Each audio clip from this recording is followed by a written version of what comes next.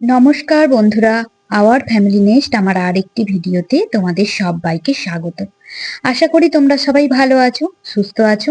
তো বন্ধুরা, আজ আমি তোমাদের কাছে একটা মাছের রেসিপি নিয়ে এসেছি। সেটা হচ্ছে পার্শে বাটা মাছ।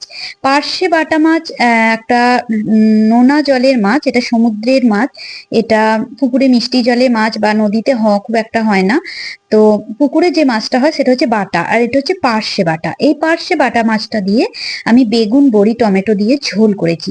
পাতলা একটা ঝোল, মাছের ঝোল, খুব খেতে সুস্বাদু হয়। আর এই রান্নাটা অনেকেই হয়তো বাড়িতে করো।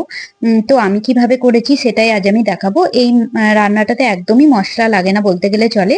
তো প্রথমেই দেখো, মাছগুলো আমি পরিষ্কার করে ধুয়ে আগে থেকে নুন হলুদ মাখিয়ে রেখে দিয়েছি। নুন হলুদ মাখিয়ে এটা আমি প্রায় 10-15 মিনিট রেখে দেবো। আর মাছটা আগেই পরিষ্কার করে ধুয়ে নেওয়া হয়ে গেছে। এবার যেটা করব, এখানে আমি কয়েকটা কলাইয়ের ডালের বড়ি নিয়েছি। এখানে কলাইয়ের ডালের পরিবর্তে যে কোনো বড়ি নেওয়া যেতে পারে, আমি কলাইয়ের ডালের বড়ি নিয়েছি। একটা লম্বা সাইজের বেগুনকে 4 ফালি করে এভাবে কেটে নিয়েছি। এভাবে কেটে আগে থেকে নুন হলুদ মাখিয়ে রেখেছি। আর দুটো টমেটো নিয়েছি, টমেটোর পরিমাণটা আমি একটু বেশি নিয়েছি। আর নিয়েছি 3টে এরকম লম্বা টাইপের কাঁচা লঙ্কা, চিড়ে রেখে দিয়েছি। তো এই হচ্ছে সবজি, আর কিছু লাগবে না। অন্যদিকে একটা মশলা তৈরি করে নেবো, তার জন্য বেশি কিছু নয়। 1 চামচের মতো রাই সর্ষে আর হাফ চামচের মতো কালো সর্ষে একসাথে আমি গরম জলে একটু ভিজিয়ে রাখবো।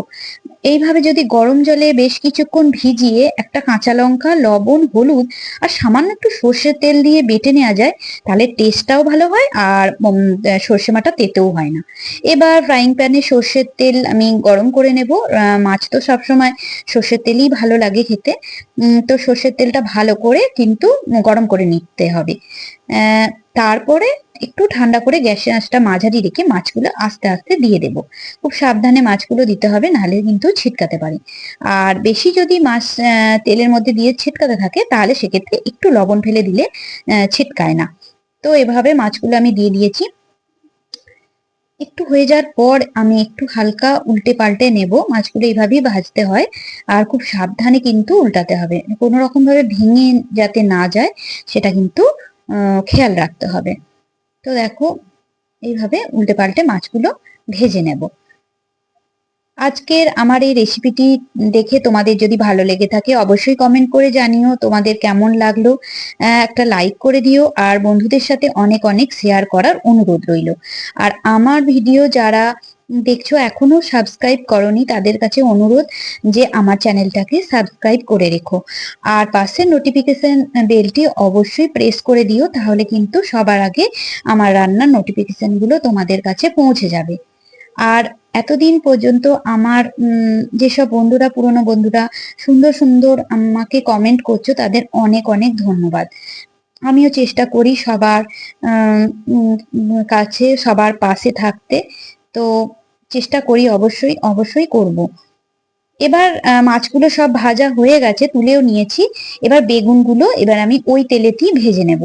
আর আমি তেল দিইনি, ওই যেটুকু তেল ছিল ওই তেলেতেই বেগুনগুলো আমি একটুখানি দিয়ে দিলাম। একটু হালকা সেদ্ধও হয়ে যাবে আর ফ্রাইটাও হয়ে যাবে। গ্যাসের আঁচটা কিন্তু আমি এখানে মাঝারি রেখেছি, হাই ফ্লেমে ভাজবো না। মাঝারি রেখে বেগুনগুলো একটু ভেজে নেব।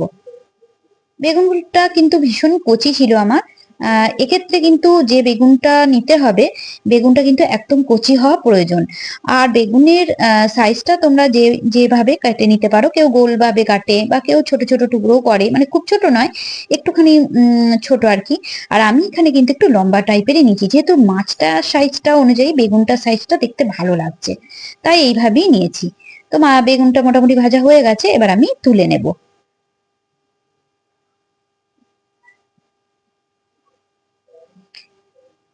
দেখো, এখানে তেলটা একটু কমে এসেছে, তাই জন্য আর একটু আমি সর্ষের তেল অ্যাড করে দিলাম। সর্ষের তেলটা একটু ভালো করে গরম করে নেব। সর্ষের তেলটা মোটামুটি একটু গরম হয়ে এলে এবার এখানে বড়িগুলো দিয়ে দিচ্ছি। কলার ডালে যে বড়িগুলো ছিল সেগুলো আমি ভেজে তুলে নেব। একটু লাল লাল করেই ভাজতে হবে, না হলে কিন্তু ভেঙে যেতে পারে। বড়ি একটু সবসময় একটু কড়া করে একটু বেশি লাল লাল করে ভাজলে কি হয়, ভেঙে যাওয়ার চান্সটা কিন্তু কম থাকে।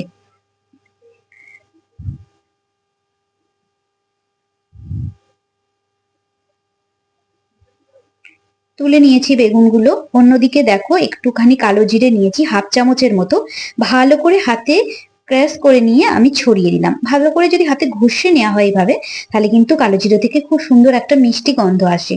তাই কালো জিরেটা সবসময় হাতে ঘষে এরকম করে আমি দিই। এবার যে টমেটোটা কেটে রেখেছিলাম, লাল টমেটো, সেটা দিয়ে দিলাম। টমেটোটা হালকা নাড়াচাড়া করে নেব, দিয়ে ওপর থেকে আমি লবণ ছড়িয়ে দিচ্ছি। এখানে যতটা লবণ লাগবে ততটাই কিন্তু আমি একসঙ্গে একবারে দিয়ে দিলাম। পরে আমি আর লবণ অ্যাড করব না। লবণ দিয়ে আমি টমেটোটা একটু হালকা সেদ্ধ করে নিয়েছি। পুরোপুরি দেখো সেদ্ধ হয়নি, 1 মিনিটের জন্য আমি চাপা দিয়েছিলাম, হালকা একটু সেদ্ধ হয়েছে, গলে কিন্তু যায়নি গো। এখন একটু জল দিয়ে দিচ্ছি, দিয়ে টমেটোটাকে ভালো করে সেদ্ধ করে নেব। লবণও সঙ্গে দিয়ে দিলাম হলুদ। লবণ আগেই দিয়ে দিয়েছি, এখন হলুদ গুঁড়ো দিয়ে দিচ্ছি। আর বেগুন যে ভেজে রেখেছিলাম সেগুলো দিয়ে দিলাম। বড়িগুলো দিয়ে দিলাম, কারণ বড়িগুলো একটু সেদ্ধ হতে টাইম লাগবে, যেহেতু এগুলো কলাইয়ের ডালের বড়ি এবং পিওর কলাইয়ের ডালেরই বড়ি এগুলো, কিন্তু এর মধ্যে কিন্তু কোনো রকম চালের গুঁড়ো মিক্স নেই, খুব ভালো বড়িগুলো, তাই সেদ্ধ হতে একটু টাইম লাগবে। আর দিয়ে দিলাম ওপর থেকে চেরা কাঁচা লঙ্কা যেগুলো রেখেছিলাম সেগুলো দিয়ে দিলাম। দিয়ে একসাথে গ্যাসের আঁচটা আমি একদম কমিয়ে এটা একটু সেদ্ধ হতে দেবো। 5 মিনিটের জন্য চাপা দিয়ে দেবো, একটু এগুলো নরমও হয়ে যাবে, একটু সেদ্ধ হয়ে যাবে। এখন একটু লবণটা আমি চেক করে নিচ্ছি, যেহেতু লবণ আর আমি দেবো না, আগেই দিয়েছি। লবণটা কিন্তু আমার ঠিকঠাকই লাগছে, তাই আর লবণ দিচ্ছি না। এগুলো আমি সেদ্ধ করে নিচ্ছি 5 মিনিটের মতো। দেখো 5 মিনিট পর ফিরে আসছি, মোটামুটি সবকিছু নরম হয়ে গেছে, টমেটোটা একদম নরম হয়ে গেছে। একটু খুন্তি করে নেড়ে দিচ্ছি, একটু টমেটোটাকে একটু গলিয়ে দিচ্ছি। আর বেশি করলাম না, কারণ বড়িগুলো কিন্তু ভেঙে যাচ্ছিল। এবার ওপর থেকে আরো একটু জল ঢেলে দিলাম, কারণ জলটা একদম শুকিয়ে এসেছিল। তাই আমি আরেকটু জল দিয়ে দিলাম, কারণ এখনো তো মাছগুলো দিতে হবে, যে মশলাটা বেটে রেখেছি সেটা অ্যাড করব, সেই কারণে।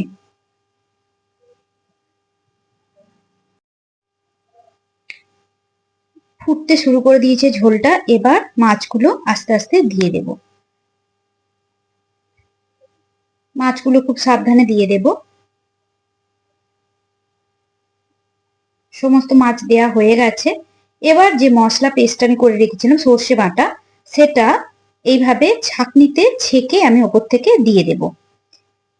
ছাঁকনিতে ছেঁকে ওপর থেকে একটু জল দিয়ে দিলাম, এক্ষেত্রে ভালো করে পড়ে যাবে। এবার চামচে করে এভাবে চেপে চেপে মশলাটা দিয়ে দেব।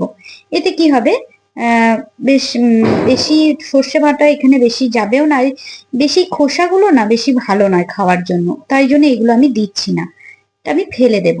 শুধু এই জেস্টটুকু আমি দিলাম, বাস, আর কিছু দেব না। হয়ে গেল, এটা দেওয়া হয়ে গেল। এবার ভালো করে মিশিয়ে নেব, হালকা হাতে মিশিয়ে নিতে হবে, না হলে কিন্তু বড়ি বা মাছ সব কিন্তু ভেঙে যেতে পারে। একটু ফুটতে দেব এটা, বেশিক্ষণ নয়, জাস্ট 2 মিনিটের জন্য হাই ফ্লেমে আমি একটু ফুটিয়ে নেব।